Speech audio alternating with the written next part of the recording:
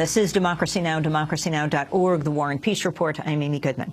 Former Secretary of State Condoleezza Rice has withdrawn as commencement speaker at Rutgers University in New Jersey, following protests by faculty and students over her role in the 2003 U.S. invasion of Iraq and U.S. interrogation policies.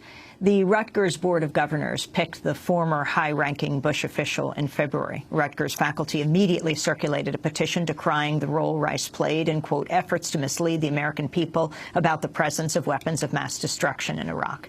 In September of 2002, speaking to CNN, then National Security Advisor Condoleezza Rice uttered these famous words explaining the threat presented by Saddam Hussein. There will always be some uncertainty about how quickly he can acquire nuclear weapons, but we don't want the smoking gun to be a mushroom cloud. In a statement posted on her official Facebook page on Saturday, Condoleezza Rice said, quote, commencement should be a time of joyous celebration for the graduates and their families. Rutgers' invitation to me to speak has become a distraction for the university community at this very special time, she wrote. Rutgers president Robert Barchi had refused to disinvite Rice after the protests and organized sit-ins at the university. Well, to talk more about the protest, how it came to be known as the No Rice campaign, we're joined now by Carmela Cintron-Vivas, a senior at Rutgers University, one of the organizers of the protests, involved in every direct action that the university students staged, and still with us, Bahar Asmi. He is legal director at the Center for Constitutional Rights.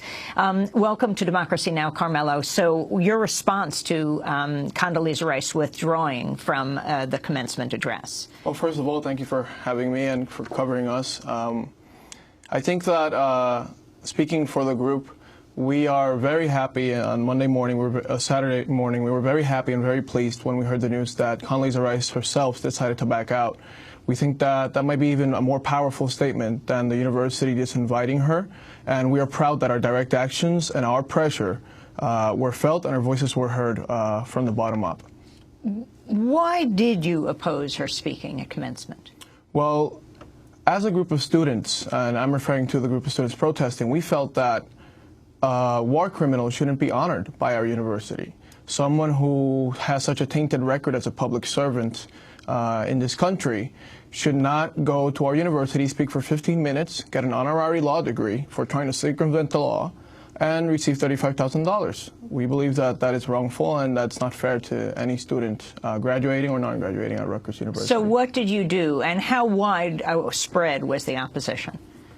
Well, first of all, it was very small. This started about 2 weeks ago, and it was maybe, the action started about 2 weeks ago. It was maybe about 3 or 4 people flyering at public activities. And all of a sudden, we decided that it was our chance to start creating direct actions. So we called for a rally and a sit-in on Monday if we had the numbers. And luckily enough and hopefully enough, we had the numbers on Monday. So we staged a sit-in at the president's office. And after that, it just grew exponentially, and it continues to grow. And we haven't stopped working. We're still on educating and making sure everyone knows why we protested this. What was the process for her being selected? Who chose her? Well, that is something that the Board of Governors and the President have not been clear about. The process is normally one where there's a 20-person committee, and they make different suggestions, and they vet different candidates.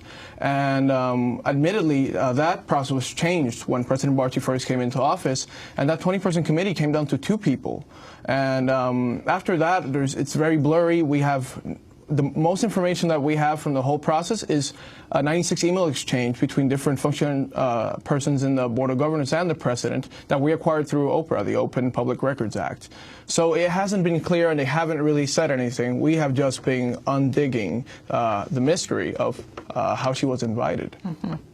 And let me bring Bahar Asmi into this conversation. You've long been dealing with Bush administration officials around the issue of accountability. The significance of Condoleezza Rice in the war with Iraq, in both as National Security Advisor and Secretary of State. Oh, she was critical in promotion of the lies that led up to the war and the selling of the war to the American people. And I want to congratulate Carmelo and his colleagues. I mean, I think it's so heartening that this generation administration is reminded and thinking about the crimes of the Bush administration officials and not letting them get away with these sort of gauzy histories about what happened from 2001 to 2008. I get discouraged when the sort of younger generation thinks things like war is normal or Guantanamo is normal or indefinite detention is normal. And this is an important step by this